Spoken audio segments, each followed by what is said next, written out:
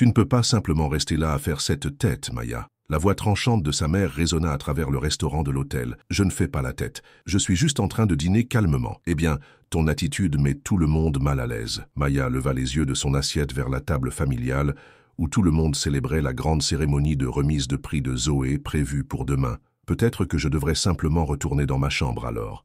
Et voilà, encore une fois, dit son père en secouant la tête avec dégoût, toujours en train de chercher une excuse pour fuir la famille.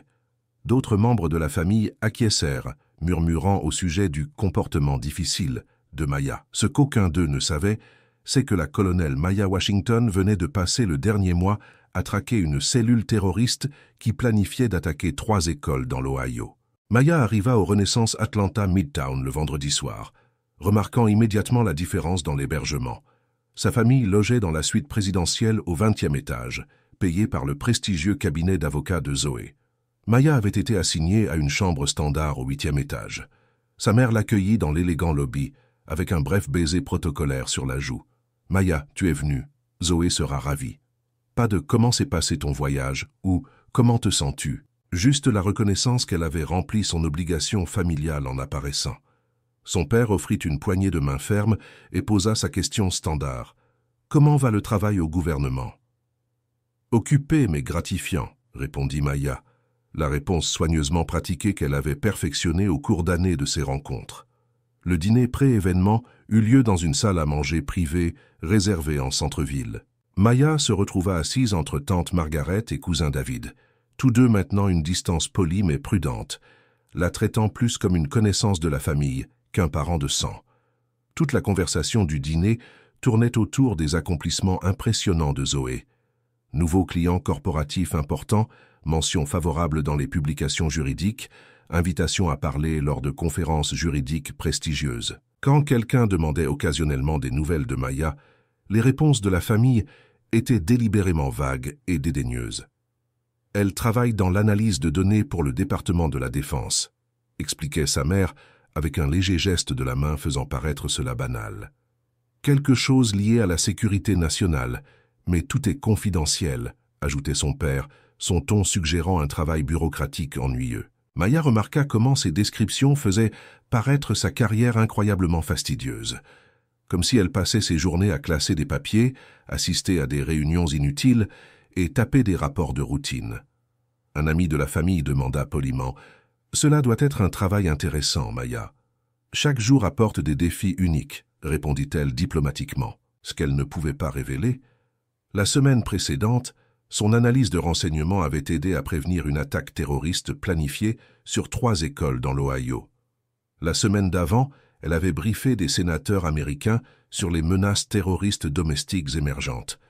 Pendant le dessert, tandis que d'autres partageaient des histoires sur les réalisations professionnelles et les succès sociaux, Maya resta largement silencieuse. Elle avait le travail le plus important et dangereux à la table, mais ne pouvait discuter d'aucun aspect de celui-ci.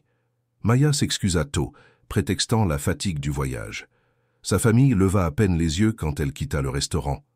De retour dans sa chambre d'hôtel, Maya se tint à la fenêtre regardant l'horizon d'Atlanta, se préparant pour la cérémonie de demain. Le samedi, pendant la réception cocktail pré-cérémonie dans le grand ballroom de l'hôtel, Maya regarda Zoé travailler la salle avec une habileté naturelle impressionnante. Sa sœur était véritablement talentueuse, bien informée sur les questions juridiques complexes, passionnée par la justice sociale, avec une présence magnétique qui attirait les gens vers elle. Maya ressentit un mélange compliqué de fierté genuine et de tristesse profonde sur la distance qui les séparait. Zoé avait vraiment mérité cette reconnaissance, à travers des années de travail acharné et de dévouement. Maya se positionna près du fond de la réception, tenant un verre d'eau et engageant une conversation polie quand les gens l'approchaient. Les interactions suivaient un modèle prévisible et douloureux. « Vous devez être la sœur de Zoé », dit la femme d'un juge fédéral, souriant chaleureusement. « Je comprends que vous travaillez pour le gouvernement. Comme c'est noble de choisir le service public. L'analyse de données doit être un travail fascinant. Cela a ses moments gratifiants, » répondit Maya diplomatiquement. Dans son esprit, elle pensait au réseau terroriste qu'elle avait aidé à démanteler juste 3 mois plus tôt. 12 individus planifiant de bombarder un centre commercial bondé à Dallas. Son analyse avait mené directement à leurs arrestations avant que quiconque puisse être blessé. Un jeune avocat s'approcha ensuite. « J'ai entendu dire que vous travaillez à Washington. Appréciez-vous de traiter avec toute cette bureaucratie gouvernementale ?»« J'essaie de travailler là où je peux faire une vraie différence, » répondit Maya prudemment. « C'est vraiment admirable. Je ne pourrais pas gérer toutes ces réunions interminables et cette paperasse. » Maya hocha poliment la tête et s'éloigna de la conversation. Si seulement il savait que sa paperasse incluait des briefings de renseignements classifiés qui atteignaient le bureau du président chaque semaine. Pendant toute la réception, Maya fut constamment présentée de la même façon décevante. La sœur aînée de Zoé ou celle qui travaille pour le gouvernement. Jamais par son propre nom, jamais avec un intérêt genuin pour son travail réel ou ses accomplissements. Sa famille se déplaçait dans la foule comme des célébrités. Ses parents étaient charmants et éloquents en parlant avec les juges et politiciens proéminents. Zoé était clairement la star que tout le monde voulait rencontrer et féliciter. Maya resta en périphérie, invisible en pleine vue. Elle était objectivement la personne la plus accomplie et importante de toute la salle, mais absolument personne ne le savait. À un moment, elle croisa le regard de sa mère à travers le ballroom bondé. Sa mère sourit brièvement et fit un signe de la main, puis retourna immédiatement à sa conversation animée avec un avocat proéminent. L'ironie était parfaite et profondément douloureuse. La cérémonie de remise de prix remplit le grand ballroom de 300 invités distingués. Maya choisit délibérément un siège au 10e rang, assez loin pour éviter d'attirer quelque attention sur elle. Zoé prononça un excellent discours sur le dépassement des barrières systémiques et l'honneur de l'héritage familial d'excellence.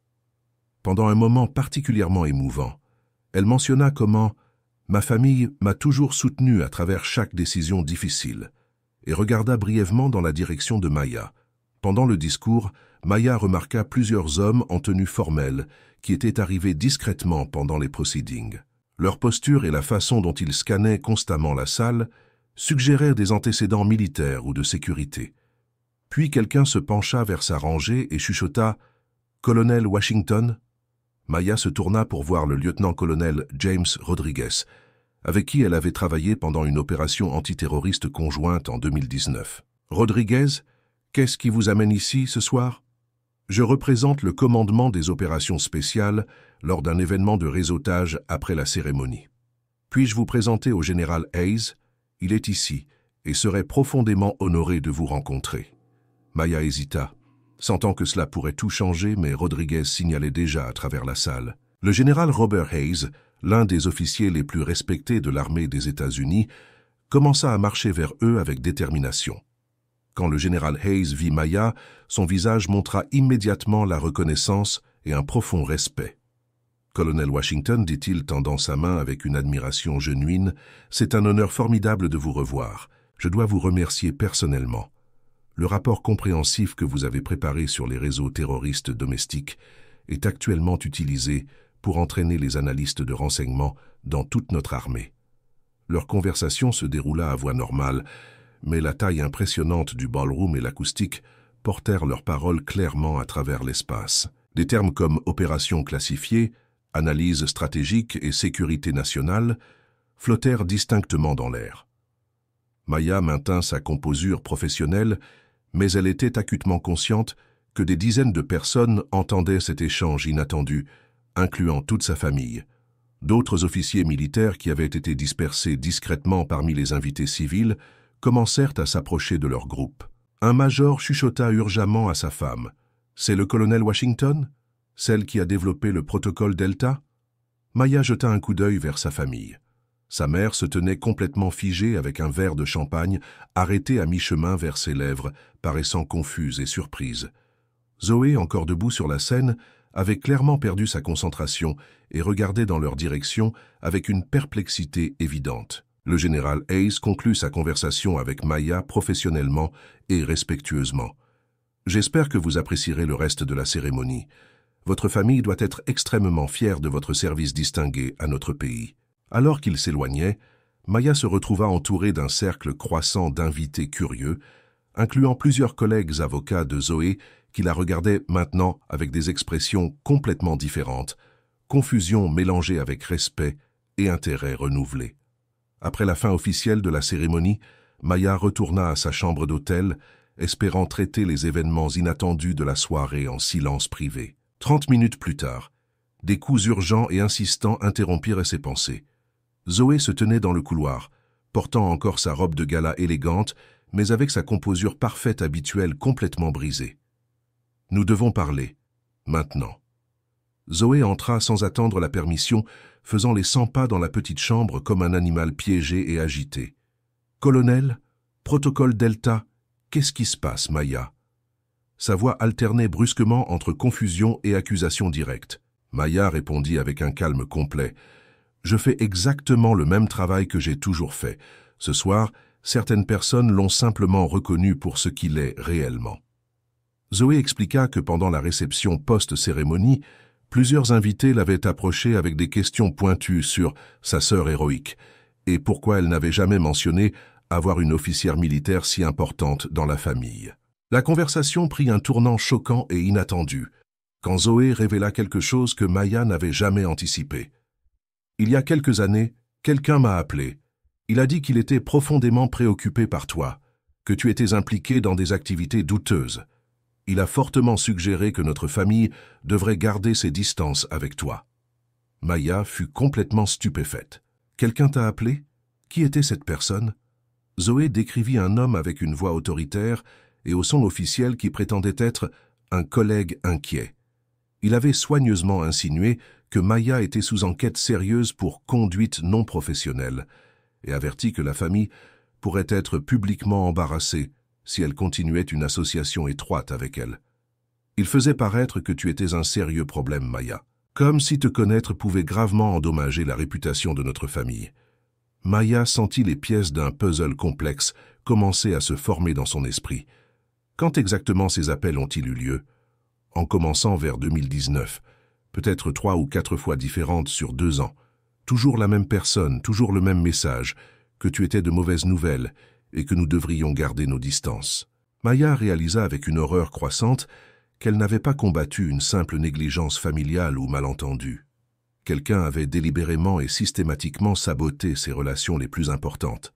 Maya utilisa ses contacts de renseignements militaires étendus pour enquêter sur les mystérieux appels téléphoniques qui avaient empoisonné sa famille contre elle. En moins de 48 heures, elle avait retracé le numéro à une fausse compagnie de conseil, ce qui mena à une découverte choquante et personnelle. La piste d'enquête pointait directement vers le colonel Marcus Webb, un ancien officier déshonoré du passé de Maya. Webb avait été licencié de manière déshonorante de l'armée en 2018 pour avoir vendu des informations militaires classifiées à des contractants de défense privés. Maya avait été l'analyste de renseignement qui découvrit ses activités illégales et fournit un témoignage crucial contre lui pendant son procès en cour martiale. Webb fut condamné à 8 ans de prison fédérale, mais avait été libéré en 2021 pour bonne conduite, exactement quand les appels de harcèlement à la famille de Maya s'étaient intensifiés et étaient devenus plus fréquents. À travers les canaux militaires officiels et les demandes d'archives légales, Maya obtint l'accès aux enregistrements téléphoniques qui confirmèrent que Webb avait fait non pas un, mais multiples appels calculés à sa famille entre 2019 et 2021. Les enregistrements révélèrent aussi qu'il avait contacté certains de ses superviseurs militaires avec des allégations complètement fausses, tentant d'endommager sa réputation professionnelle et ses perspectives de carrière. Maya arrangea une rencontre formelle avec l'avocat de la défense de Webb. L'avocat confirma que son client nourrissait un ressentiment profond et durable contre Maya pour avoir détruit sa carrière militaire et sa réputation, et avait activement cherché des représailles depuis sa libération anticipée de prison. Bien que Webb refusât de confesser directement à la campagne de harcèlement systématique, le modèle de preuve était accablant et indéniable. Les enregistrements téléphoniques, le timing précis des appels, les menaces documentées et sa haine bien établie pour Maya créèrent un tableau clair et troublant. Maya réalisa que la stratégie de vengeance de Webb avait été calculée et dévastatrice efficace. Il ne pouvait pas l'attaquer professionnellement.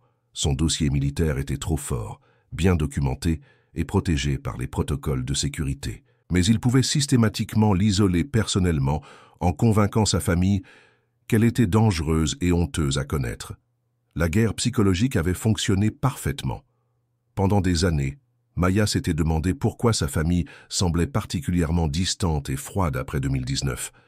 Pourquoi ils étaient si prompts à croire qu'elle était difficile ou problématique. Pourquoi ils avaient arrêté de poser des questions sur son travail ou de montrer un intérêt quelconque pour sa vie. Maintenant, elle comprenait la vérité horrible. Quelqu'un les avait systématiquement empoisonnés contre elle, nourrissant leurs doutes existants et préjugés sociaux, avec des mensonges soigneusement crafted, destinés à détruire ses relations les plus importantes. Maya s'assit dans sa chambre d'hôtel avec des preuves dévastatrices étalées devant elle. Enregistrements téléphoniques officiels, documents d'enquête militaire, transcription du procès criminel de Webb. Preuve que le rejet de sa famille n'avait pas été à propos de ses échecs, mais à propos de la vendetta cruelle de quelqu'un d'autre. Maya programma une rencontre familiale pour dimanche matin dans le restaurant de l'hôtel. Elle arriva portant un dossier épais contenant des enregistrements téléphoniques officiels, des documents de cour martiale et la déclaration sous serment de l'avocat de Webb. Sa famille s'assit autour de la table, paraissant profondément inconfortable et confuse. Maya plaça les preuves accablantes devant eux avec une précision méthodique.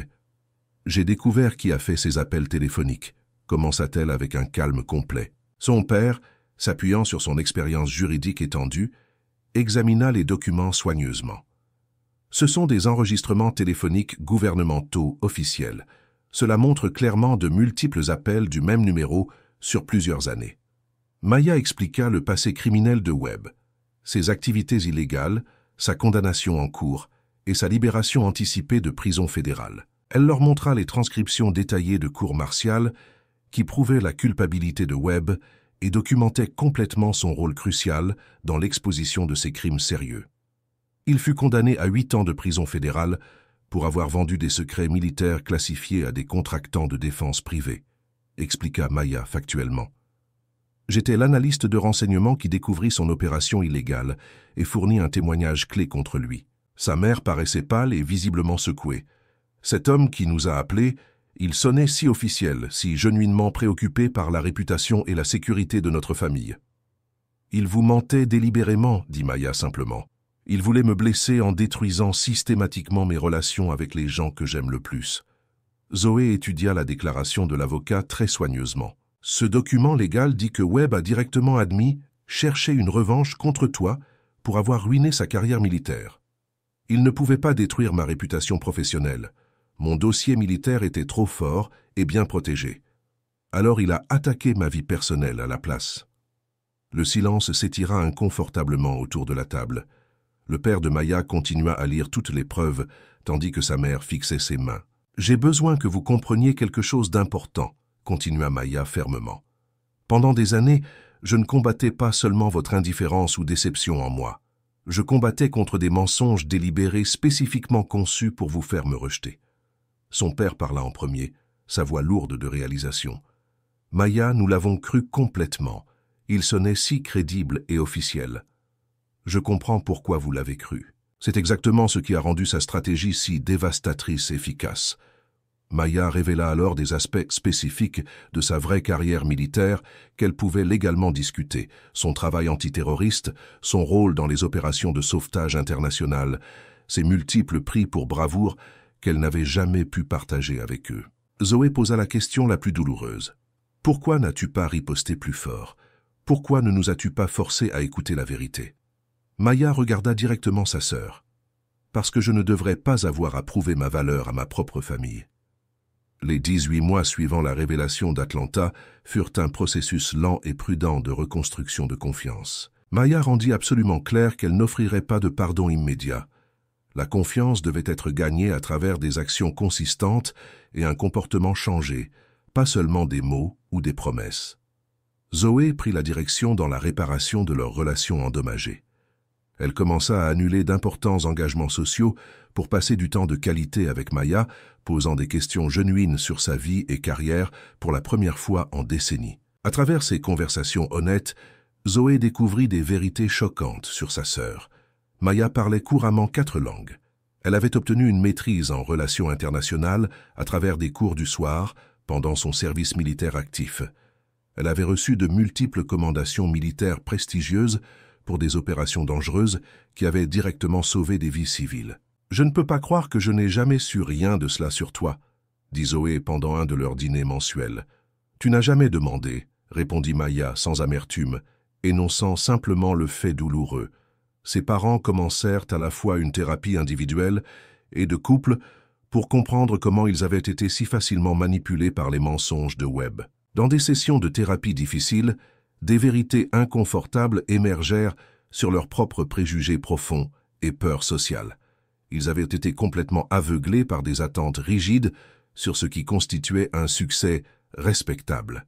Ils s'étaient plus inquiétés de ce que leurs amis professionnels penseraient que de comprendre leur propre fille. Le plus douloureusement, ils avaient accepté des informations négatives sur Maya si facilement, parce que cela confirmait leurs préjugés existants sur le service militaire. Maya établit des limites fermes et non négociables pour toute relation familiale future. Elle ne prétendrait pas que des décennies de négligence systématique n'avaient pas eu lieu.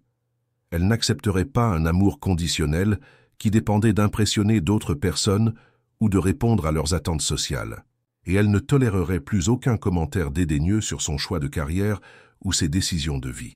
« J'ai passé 22 ans à protéger des gens qui ne connaissaient pas mon nom », dit Maya à eux pendant une session de thérapie familiale intense. « Je ne vais pas passer le reste de ma vie à mendier la reconnaissance de gens qui auraient dû m'aimer inconditionnellement. » Graduellement, des relations plus authentiques commencèrent à se former basées sur l'honnêteté plutôt que sur les attentes sociales. Zoé apprit à valoriser Maya comme une personne complète plutôt que de la voir comme un reflet de l'image familiale. Ses parents commencèrent à poser de vraies questions sur le travail de Maya et à écouter ses réponses sans jugement ou mépris. Maya commença à partager plus sur sa position actuelle et ses plans pour la transition vers la vie civile après la retraite. Elle parla de son intérêt croissant à travailler avec des vétérans qui faisaient face à des défis familiaux et malentendus similaires. Le progrès n'était ni linéaire ni facile. Il y eut des revers et des conversations difficiles. Mais pour la première fois en décennies, Maya se sentait vraiment vue par sa famille. 18 mois après la cérémonie de prix de Zoé qui changea tout, Maya se tenait à son propre événement de retraite après 24 ans de service militaire distingué. La cérémonie eut lieu à la base de Quantico, où elle avait passé ses dernières années comme analyste senior de renseignement. Le contraste avec les rassemblements familiaux passés était remarquable et profondément émouvant. Sa famille s'assit fièrement au premier rang, et la différence dans leur comportement était frappante. Zoé s'assit directement à côté de Maya, pendant la portion familiale de la cérémonie. Ses parents étaient visiblement fiers quand les prix militaires étendus et commendations de Maya furent lus à voix haute aux invités assemblés. Pendant son discours de retraite, Maya parla pensivement de servir en silence, trouver la force dans l'intégrité personnelle et définir le succès par ses propres valeurs plutôt que par les attentes des autres. Elle ne mentionna pas la douleur familiale directement, mais ses mots portaient une signification profonde pour quiconque connaissait son histoire complète. Après la cérémonie, Maya reçut une surprise significative et inattendue. Sa mère avait discrètement créé un album photo détaillé documentant la carrière militaire de Maya, utilisant des images et informations que Maya avait partagées pendant leur mois de réconciliation prudente. C'était la première fois que sa mère reconnaissait publiquement le service de Maya, avec une fierté et un respect genuine. Zoé avait écrit un article réfléchi pour un magazine juridique proéminent sur les définitions non traditionnelles du succès et comment les familles peuvent échouer à reconnaître l'héroïsme dans leur propre foyer. Maya n'avait plus besoin de ce type de validation externe pour se sentir complète, mais elle appréciait profondément l'effort sincère derrière. Maya accepta une position difficile comme consultante senior pour le département de la sécurité intérieure, développant des programmes de soutien compréhensifs pour les vétérans qui faisaient face à des défis familiaux similaires à sa propre expérience douloureuse. Sa lutte personnelle aiderait à guider d'autres membres du service à travers des transitions difficiles et des malentendus familiaux. La cérémonie se conclut avec une réception où la famille de Maya la vit finalement dans son environnement naturel parmi des collègues respectés. Son père écouta avec un intérêt genuin, tandis qu'un général décrivait les contributions significatives de Maya à la sécurité nationale. Sa mère posa des questions détaillées sur le nouveau rôle civil de Maya. « Nous n'avons jamais vraiment su qui tu étais », admit son père plus tard avec un regret évident. Nous aurions dû savoir. Vous savez maintenant, répondit Maya calmement. C'est ce qui compte à partir de maintenant. L'histoire se termina avec Maya dans son nouveau bureau à Washington, D.C. Sur son bureau se trouvait une photo de famille récente, la première photo de famille genuine en plus d'une décennie, fièrement affichée à côté de ses honneurs militaires. Elle avait finalement créé de l'espace à la fois pour l'amour familial et la dignité personnelle. Maya Washington n'était plus invisible. Elle était finalement complètement vue. 2 ans après la cérémonie d'Atlanta qui changea tout, Maya Washington avait construit la vie authentique qu'elle n'avait jamais pensé possible. À 45 ans, elle avait avec succès transitionné du service militaire vers un travail civil significatif, tout en maintenant des relations genuines avec sa famille transformée. Son travail avec le département de la sécurité intérieure se concentrait sur le développement de protocoles compréhensifs pour les vétérans qui faisaient face à des défis familiaux pendant leur carrière de service classifié. Maya utilisa son expérience personnelle douloureuse pour aider d'autres familles militaires à combler le fossé dangereux entre les carrières secrètes et la compréhension familiale. La bataille la plus difficile n'est pas toujours dans des pays étrangers, dit-elle à un groupe d'officiers de renseignement pendant un atelier d'entraînement. Parfois, c'est de rentrer chez soi vers des gens qui ne peuvent pas voir qui tu es vraiment à cause de ce que tu ne peux pas leur dire. L'appartement de Maya à Washington, D.C. reflétait parfaitement son nouvel équilibre entre accomplissement professionnel et connexion personnelle. Les prix militaires étaient accrochés ouvertement sur les murs, à côté de photos de familles récentes. Elle n'avait plus besoin de cacher la moitié de son identité ou de s'excuser pour ses choix. Zoé visitait mensuellement, et leur relation était devenue genuinement proche et soutenante. Les parents de Maya appelaient hebdomadairement avec de vraies questions sur son travail et sa vie personnelle. Les conversations restaient parfois légèrement maladroites, mais elles étaient honnêtes, aimantes et respectueuses. La mère de Maya avait commencé à faire du bénévolat avec des groupes de soutien aux familles militaires à Atlanta. « Je veux aider d'autres familles à éviter les erreurs terribles que nous avons faites avec toi », expliqua-t-elle à Maya pendant une visite. Son père commença à mentor de jeunes vétérans poursuivant des carrières juridiques à travers son cabinet d'avocats. « Je comprends finalement que le service au pays prend beaucoup de formes différentes et toutes méritent le respect », admit-il. La famille se rassembla pour la célébration du 45e anniversaire de Maya, le premier anniversaire qu'ils avaient partagé en plus de 15 ans. C'était un dîner simple dans l'appartement de Maya, rien d'élaboré ou de tape à l'œil, mais tout le monde était pleinement présent et genuinement engagé. Pendant le repas, Zoé leva son verre dans un toast sincère. À Maya, qui nous a enseigné que la vraie force signifie rester fidèle à soi-même, même quand les gens qui devraient t'aimer le plus ne peuvent pas voir ta valeur. Maya sourit et leva son propre verre.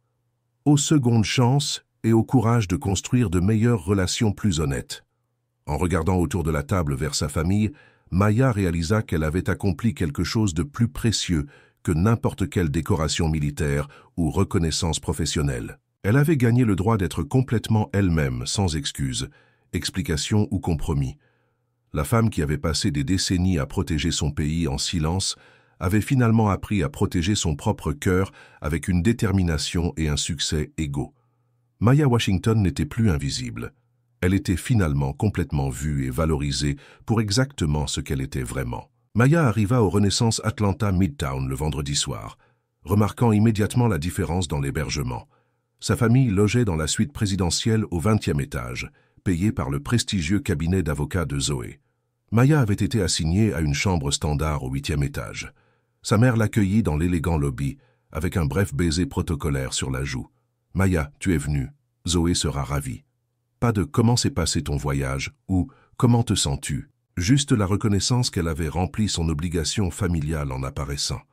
Son père offrit une poignée de main ferme et posa sa question standard. « Comment va le travail au gouvernement ?»« Occupé mais gratifiant », répondit Maya, la réponse soigneusement pratiquée qu'elle avait perfectionnée au cours d'années de ses rencontres. Le dîner pré-événement eut lieu dans une salle à manger privée réservée en centre-ville. Maya se retrouva assise entre tante Margaret et cousin David, tous deux maintenant une distance polie mais prudente, la traitant plus comme une connaissance de la famille qu'un parent de sang. Toute la conversation du dîner tournait autour des accomplissements impressionnants de Zoé. Nouveau client corporatif important, mention favorable dans les publications juridiques, invitation à part Maya Washington, la fille invisible. Maya Washington, 42 ans, serrait fermement le volant en conduisant vers le sud depuis sa base de Quantico, en Virginie, en direction d'Atlanta. Le poids familier de l'anxiété s'installait dans sa poitrine, non pas le genre qui venait de traquer des terroristes ou de coordonner des opérations de sauvetage, mais la terreur plus profonde et plus personnelle d'affronter sa famille. Elle se rendait à la cérémonie de remise de prix de sa sœur Zoé. Zoé, 37 ans, était sur le point de recevoir le prix Avocate de l'année de l'Association nationale des avocats noirs. Un autre moment doré pour l'enfant vedette de la famille Washington. Pendant que Maya naviguait dans la circulation de l'autoroute, une conversation résonnait dans son esprit avec une clarté douloureuse. Elle avait 19 ans, assise dans la cuisine de leur maison d'Atlanta, excitée d'avoir été sélectionnée pour un programme de leadership au collège communautaire. Elle avait couru à la maison pour partager la nouvelle avec sa mère. Le docteur Patricia Washington remuait son café du matin, levant à peine les yeux quand Maya fit irruption par la porte avec son annonce. La réponse de sa mère arriva sans émotion, délivrée comme un diagnostic médical. « Tout le monde n'est pas né pour être spécial, chérie, et c'est bien ainsi.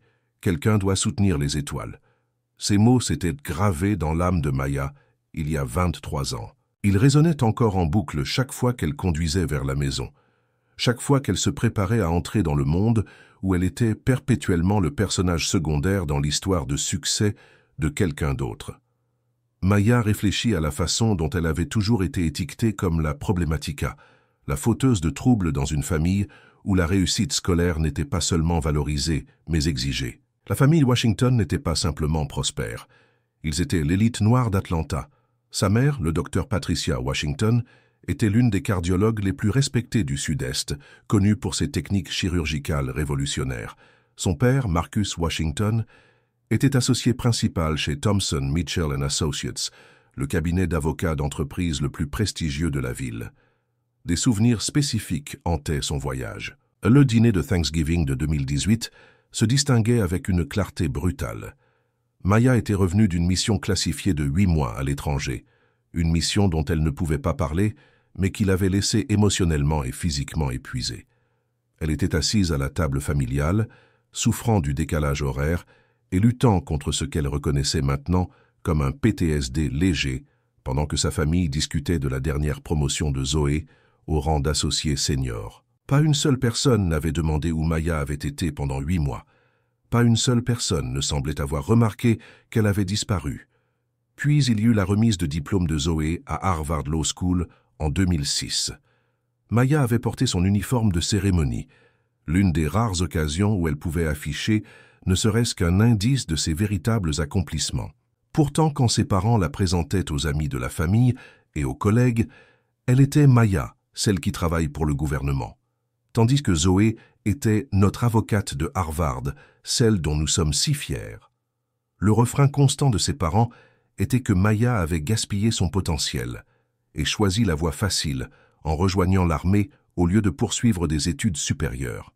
Maya se souvint du commentaire qui était devenu le rejet caractéristique de sa mère. Maya n'a jamais vraiment trouvé sa voie après le lycée. Cela était dit à propos d'une femme qui parlait couramment 4 langues, détenait une maîtrise en relations internationales et avait reçu des éloges pour des opérations qui avaient sauvé des centaines de vies. Pendant qu'elle conduisait à travers la campagne géorgienne, Maya pensait aux cicatrices invisibles qu'elle portait. La blessure par balle à son épaule droite de Kaboul en 2008, un tir de sniper qui avait raté son cœur de 5 cm. Sa famille croyait que cela venait d'un accident d'entraînement. La longue cicatrice sur son avant-bras gauche de Syrie en 2016, gagnée en tirant des soldats blessés d'un bâtiment effondré pendant une opération de sauvetage. Quand sa mère l'avait remarqué lors d'une rare visite, elle avait suggéré à Maya d'être plus prudente à la salle de sport. Mais les blessures les plus profondes étaient émotionnelles. Maya portait le poids de décisions qui avaient sauvé certaines vies et en avaient coûté d'autres. Elle portait la responsabilité de protéger des gens qui ne connaîtraient jamais son nom ou ne comprendraient jamais les sacrifices faits pour leur sécurité. Elle vivait avec le fardeau de commander des opérations où tout le monde ne rentrait pas à la maison. Et à travers tout cela, sa famille la voyait comme leur déception. La fille qui s'était contentée d'un travail gouvernemental au lieu d'accomplir quelque chose de significatif. Maya s'arrêta dans une aire de repos pour vérifier son téléphone. Un message de Zoé l'attendait. « Je confirme juste que tu viens demain. Maman a fait des réservations pour le dîner après la cérémonie. Toute la famille sera là. » Maya fixa le message. 22 ans de service militaire, de multiples déploiements de combat. Une habilitation de sécurité qui lui donnait accès aux renseignements les plus sensibles de la nation, et sa famille la traitait encore comme le mouton noir qui n'avait jamais vraiment été à la hauteur. Ce que sa famille ne savait pas, ce qu'il n'avait jamais pris la peine de demander, pourrait remplir des classeurs classifiés. Ce qu'ils ne comprenaient pas de sa vie pourrait réécrire leur compréhension même de l'héroïsme. Maya Washington se dirigeait vers Atlanta comme la déception familiale. Mais la vérité était que le colonel Maya Washington, avec 22 ans de service militaire distingué, était l'une des officières de renseignement les plus décorées de l'armée des États-Unis. Demain, cette vérité pourrait enfin voir le jour. L'héritage de la famille Washington était construit sur 3 générations de brisement de barrières et d'atteinte d'une excellence dont la plupart des gens ne pouvaient que rêver. Maya portait ce poids comme une chaîne autour de son cou, belle mais suffocante. Ses grands-parents, James et Dorothy Washington, avaient brisé les barrières raciales dans les années 1950 qui nécessitaient un courage que Maya pouvait à peine comprendre. James devint le premier homme noir à obtenir son diplôme de l'école de médecine d'Emory en 1952, endurant l'isolement, les menaces et l'hostilité qui auraient brisé la plupart des gens. Il étudia pendant que ses camarades de classe l'ignoraient, excella pendant que les professeurs questionnaient sa présence et obtint son diplôme pendant que certains doutaient encore de son droit d'être là. Dorothy Washington fit face à une montée encore plus raide, devenant la première femme noire à réussir le barreau de Géorgie en 1954. Elle mena des batailles sur 2 fronts, race et genre, dans une profession qui n'accueillait ni l'un ni l'autre. Elle construisit sa pratique juridique un client à la fois, se prouvant dans des salles d'audience où elle était souvent la seule femme et toujours le seul visage noir. Ils avaient construit leur succès sur une croyance inébranlable que l'éducation et la réussite professionnelle étaient les seuls boucliers contre un monde qui les jugerait durement. L'excellence n'était pas optionnelle dans la famille Washington. C'était une question de survie. Leur fils Marcus hérita de cette motivation et de ses standards perfectionnistes. Il devint un avocat d'entreprise, représentant des compagnies Fortune 500, connu pour son esprit juridique brillant et son professionnalisme inébranlable. Patricia, qui épousa la famille pendant ses études de médecine, était tout aussi impressionnante, une chirurgienne brillante qui développa de nouvelles procédures cardiaques et devint l'une des cardiologues les plus respectées du Sud-Est. Mais leur succès venait avec des attentes rigides et une définition très spécifique de la réussite. La famille Washington valorisait les diplômes avancés d'universités prestigieuses, les carrières qui commandaient, le respect dans les cercles sociaux d'élite et les accomplissements qui pouvaient être discutés avec fierté lors de dîners de country club et de conférences médicales. Maya n'avait jamais correspondu à ce moule soigneusement construit. Alors que Zoé excellait aux tests standardisés, à la pensée abstraite et à la théorie académique, Maya prospérait dans des situations pratiques et concrètes.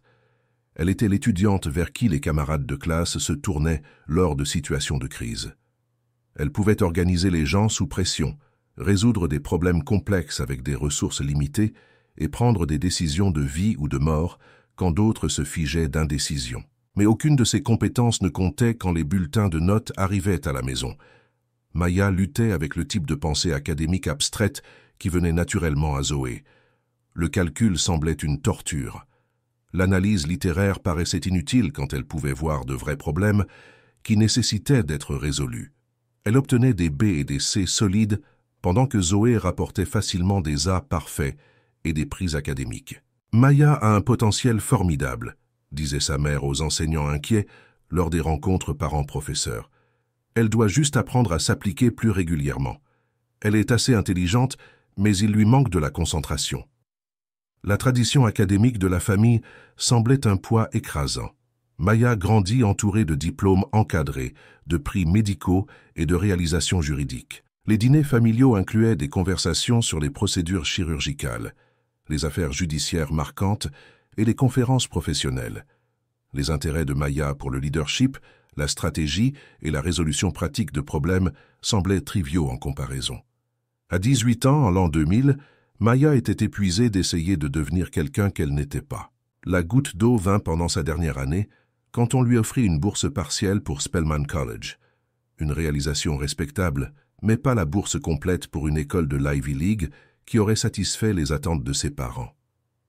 Quand Maya annonça son intention de s'enrôler dans l'armée au lieu d'accepter la bourse universitaire, la table du dîner familial devint complètement silencieuse.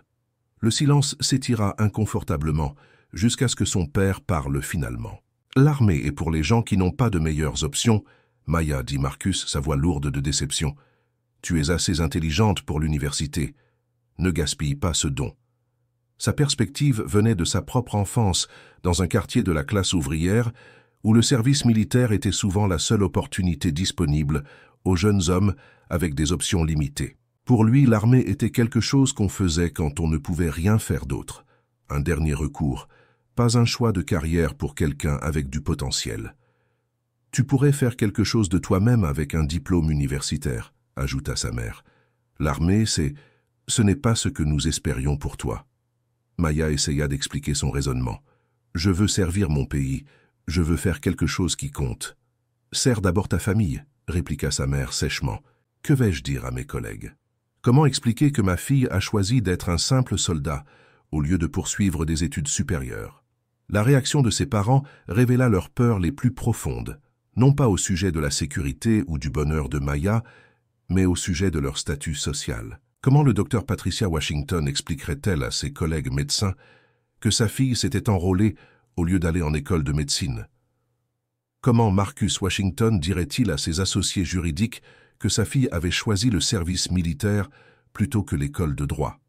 Maya s'enrôla quand même, convaincue que le temps et le succès militaire aideraient ses parents à comprendre et finalement respecter son choix. Elle croyait qu'une fois qu'il la verrait exceller dans son domaine choisi, il reconnaîtrait qu'elle avait trouvé sa vocation. Elle se trompait de façon dévastatrice à ce sujet. Au lieu de développer une fierté croissante pour ses accomplissements militaires, la famille de Maya développa un système de plus en plus élaboré pour minimiser sa carrière. Ils apprirent à détourner les questions sur son service avec de vagues références au travail gouvernemental et des implications subtiles qu'elle cherchait encore sa voie dans la vie. La famille, qui avait produit 3 générations de professionnels révolutionnaires, ne pouvait pas se résoudre à voir le service militaire comme une forme d'excellence également valide. Et Maya, qui allait devenir l'une des officières de renseignement les plus décorées de l'armée des États-Unis, restait invisible à l'endroit même où elle avait le plus besoin d'être vue. La première année de Maya dans l'armée, de 2000 à 2001, prouva tout ce qu'elle avait espéré du service militaire. Elle excella dans l'entraînement de base et attira rapidement l'attention des officiers commandants qui reconnurent ses capacités naturelles de leadership. En 2002, à l'âge de 20 ans, Maya fut sélectionnée pour le programme avancé de renseignement militaire, une voie très compétitive qui combinait les opérations de terrain avec l'analyse stratégique. Ce programme nécessitait une habilitation de sécurité de haut niveau et formait les officiers pour les missions de sécurité nationale les plus sensibles. Quand Maya appela chez elle pour partager cette réalisation, elle choisit ses mots soigneusement en raison des exigences de classification. « J'ai été promue au travail de renseignement », dit-elle à sa famille lors d'un appel dominical. La réponse de sa mère fut immédiate et soulagée. « Oh merveilleux, chérie. Donc tu vas travailler dans un bureau maintenant? Cela semble beaucoup plus sûr que n'importe quel entraînement que tu faisais. » Maya ne pouvait pas corriger ce malentendu. La vérité était classifiée à plusieurs niveaux. Elle ne pouvait pas expliquer que son nouvel entraînement inclurait un entraînement aux armes avancées, des techniques de survie en environnement hostile et une préparation pour des opérations dans des zones de combat actives. Elle ne pouvait pas mentionner qu'elle passerait les 3 prochaines années à apprendre l'arabe, le pachto et le farsi. « Quelque chose comme ça ?» répondit Maya prudemment. Son père prit le téléphone ensuite. « Le travail de renseignement semble très important, Maya. Est-ce que tu analyses des données pour le Pentagone? Est-ce que tu écris des rapports pour les généraux? »« Je fais du travail d'analyse, oui, » dit Maya, choisissant chaque mot pour éviter de révéler des informations classifiées tout en ne mentant pas à sa famille. Cette explication satisfit complètement ses parents, Ils créèrent une image mentale de Maya travaillant dans un immeuble gouvernemental sécurisé, lisant des dossiers, assistant à des réunions et tapant des rapports de synthèse. Cela semblait être un travail respectable et sûr, même si ce n'était pas la carrière prestigieuse qu'ils avaient initialement voulu pour elle. Entre 2002 et 2005, le vrai entraînement de Maya s'intensifia dramatiquement. Elle maîtrisa 3 langues étrangères à travers des programmes d'immersion. Elle étudia la politique du Moyen-Orient, la culture et les pratiques religieuses. Elle apprit des techniques de combat et des compétences de survie qui ne furent jamais mentionnées dans ses appels téléphoniques soigneusement édités à la maison. Pendant ses visites à la maison, sa famille commença à remarquer des changements subtils chez Maya qu'ils ne pouvaient pas tout à fait expliquer. Elle semblait plus alerte et contrôlée dans ses mouvements. Elle avait de petites cicatrices qu'elle attribuait à des accidents d'entraînement. Elle parlait des langues qu'elle n'avait jamais étudiées à l'université, mais quand on l'interrogeait à leur sujet, elle donnait des réponses vagues sur les exigences du travail. Maya semble différente ces derniers temps, mentionna Zoé à leurs parents après la visite de Maya en 2005. L'entraînement militaire change les gens, répondit leur père. Espérons que cela lui enseigne la discipline et la concentration. Peut-être que cela l'aidera à comprendre ce qu'elle veut vraiment faire de sa vie. À l'âge de 25 ans, Maya fut promue major et reçut des ordres pour sa première mission solo en Afghanistan. Entre 2005 et 2015, Maya disparut lentement de sa propre famille à travers une série d'événements douloureux qui révélèrent exactement où elle se situait dans leurs priorités. Thanksgiving 2007 devint le point tournant que Maya n'oublierait jamais. Elle arriva directement d'une mission de 6 mois en Irak, où elle avait traqué des trafiquants d'armes et coordonné des opérations de renseignement. Elle était épuisée, avait perdu 7 kilos et ses mains tremblaient légèrement à cause du stress du combat. Sa mère la regarda à travers la table du dîner et dit « Tu as l'air terrible, Maya. Peut-être que le travail de bureau est trop de pression pour toi. » Maya fixa sa mère avec incrédulité. Elle avait passé 6 mois à éviter les bombes artisanales, à interroger des terroristes et à coordonner des opérations de sauvetage. Le travail de bureau n'avait rien à voir avec son état. « Je suis juste fatiguée, maman. »« Tu devrais demander un service de bureau, » suggéra son père sérieusement. « Quelque chose avec moins de stress que toute cette analyse de données. » Noël 2010 porta un autre coup dévastateur. Maya regarda Zoé déballer la bague de fiançailles en diamant de leur grand-mère, un héritage familial précieux qui avait été promis à la petite fille qui nous rend le plus fiers. Maya reçut une carte cadeau de 50 $ pour Target. Le message était clair comme de l'eau de roche. Zoé était la fille qui comptait, celle qui valait la peine d'être célébrée. Le 30e anniversaire de Maya en 2012 passa sans un seul appel téléphonique d'aucun membre de la famille. Pas un seul message texte, pas une seule reconnaissance. Mais quand Zoé eut 27 ans cette même année, la famille organisa une célébration avec 200 invités au country club le plus exclusif d'Atlanta. Maya commença à se protéger de la seule façon qu'elle connaissait. Elle commença à décliner les invitations aux rassemblements familiaux. Elle répondait aux messages textes avec des mots uniques. Quand elle assistait aux événements, elle s'asseyait tranquillement dans les coins, participant aussi peu que possible. Sa famille interpréta ce comportement défensif comme une confirmation de leurs pires suppositions sur son caractère. « Maya fait encore des difficultés », chuchotait sa mère aux parents lors des rassemblements. « Elle a toujours été jalouse du succès de Zoé », expliquait son père à quiconque demandait des nouvelles de la dynamique familiale. Le point de rupture final vint en 2016. Maya revint de Syrie après avoir perdu 2 membres de son équipe dans une explosion. Elle était en deuil, traumatisée, et avait désespérément besoin de soutien familial. Elle se força à assister au dîner d'anniversaire de ses parents, espérant du réconfort. Au lieu de cela, quand elle essaya de partir tôt pour traiter son deuil en privé, son père fit une annonce à toute la table du dîner. Maya trouve toujours une excuse pour éviter de participer aux activités familiales. Elle ne veut jamais faire partie de quoi que ce soit que nous faisons. Maya se leva lentement, sortit et ne revint pas pendant 2 ans. Mars 2022. Le téléphone de Maya sonna un mardi soir alors qu'elle était assise dans son appartement près de Quantico. Elle faillit ne pas répondre quand elle vit le nom de Zoé. Elle n'avait pas parlé depuis 10 mois. « Maya, c'est moi. » Il y avait quelque chose de différent dans la voix de Zoé, moins confiante qu'à l'habitude, presque vulnérable. « Je dois te dire quelque chose. J'ai été sélectionné pour un prix. L'Association nationale des avocats noirs m'a choisi comme avocate de l'année. Maya attendit silencieusement, sachant qu'il devait y avoir plus à cet appel inattendu. La cérémonie a lieu à Atlanta en mai. Maman insiste que ce serait étrange si tu n'étais pas là. C'est un jalon important pour la famille. Voilà. Pas « je veux que tu sois là » ou « j'ai besoin de ma sœur avec moi ».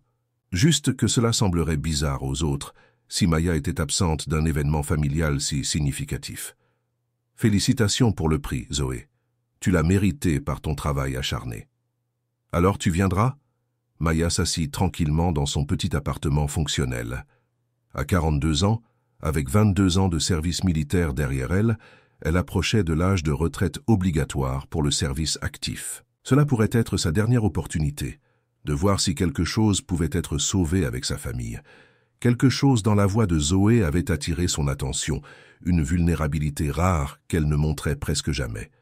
Peut-être que cela pourrait servir comme son test ultime, une chance de découvrir si sa famille pourrait jamais la voir comme une personne complète, ou une confirmation finale qu'elle devait construire sa propre définition de la famille. Je devrais faire mes propres arrangements d'hôtel. Bien sûr, je pensais aux Renaissance en centre-ville. C'est là où nous restons. Je réserverai ma propre chambre, Zoé, et je ne participerai à aucune activité pré-événement ou dîner familiaux. C'est parfaitement bien, je comprends. Zoé accepta rapidement, presque avec soulagement, comme si elle s'était attendue à une résistance bien pire. Après avoir raccroché, Maya fit sa réservation au Marriott, en centre-ville. Un hôtel différent, maintenant symboliquement son indépendance.